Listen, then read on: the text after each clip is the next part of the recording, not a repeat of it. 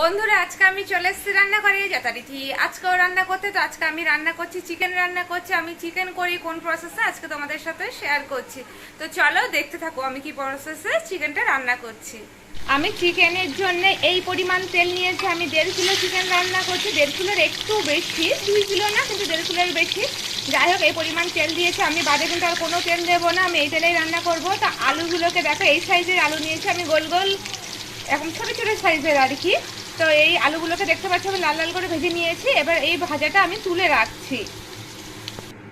আলুগুলো আমি তুলে নিয়েছি, দেখতেই পাচ্ছ এই যে আলুগুলো সব। এবার আমি এই তেলের মধ্যে মশলা দিয়ে দেব আর তেজপাতা দিচ্ছি। কড়াইতে আমি তেজপাতা ফোড়ন দিয়ে দিয়েছি। এবার আমি মিক্সিতে পেস্ট করেছি, পেস্টটা দিয়ে দিচ্ছি আর বলে দিচ্ছি এর মধ্যে কি কি আছে। এর মধ্যে আছে পেঁয়াজ, আছে কিছুটা পেস্ট, পেঁয়াজ, রসুন, আদা, টমেটো, আর কি বলে পেঁয়াজ, রসুন, আদা রয়েছে, টমেটো রয়েছে, ধনে গুঁড়ো, জিরে গুঁড়ো, কাশ্মীরি লঙ্কার গুঁড়ো। তো এইগুলো সমস্ত কিছু পেস্ট। আর আমি এটা কাঁচা হলুদ দিয়ে রান্না করছি, তো এর মধ্যে কিন্তু আমি কাঁচা হলুদও দিয়ে দিয়েছি। ঠিক আছে।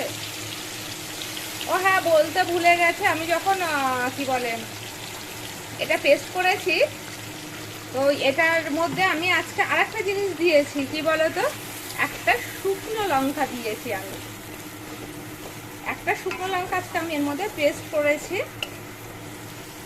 তো এই দেখো আমি এবার মশলাটা ভালো করে কষিয়ে নেব যতক্ষণ না সুন্দর গন্ধ বেরোচ্ছে আর তেল ছাড়াচ্ছে।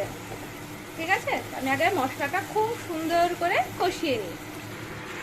এই দেখো মশলাটা ভালো করে কষানো হয়ে গেছিলো, তেল ছেড়ে দিয়েছিল। তারপরে আমি চিকেনটা অ্যাড করেছি। চিকেনটা কিন্তু আমি ভালো করে ধুয়ে জল ঝরিয়ে নিয়েছিলাম। তো এই দেখতেই পাচ্ছ চিকেনটা এবার আমি অ্যাড করেছি। এটাকে ভালোভাবে এবার চিকেনটাকে কষিয়ে নেব আমি। কষিয়ে নিয়ে তারপরে আলু দেবো। আলুগুলো তো ছোটো আছে, তারপর কষানোর লাস্টের দিকে আলুটা দেবো যাতে মশলাটা ভালো করে ওর মধ্যে আসে। আর আরেক সাইডে আমি গরম জল বসিয়ে দেবো। আমি এটা গরম জলে রান্না করব।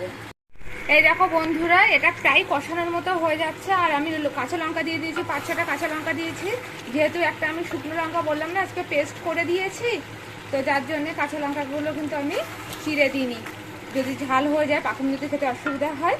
এবার আমি এর মধ্যে আলুগুলোও অ্যাড করে দিচ্ছি। আর এই জায়গার মধ্যে আমি জল গরমও বসিয়ে দেব।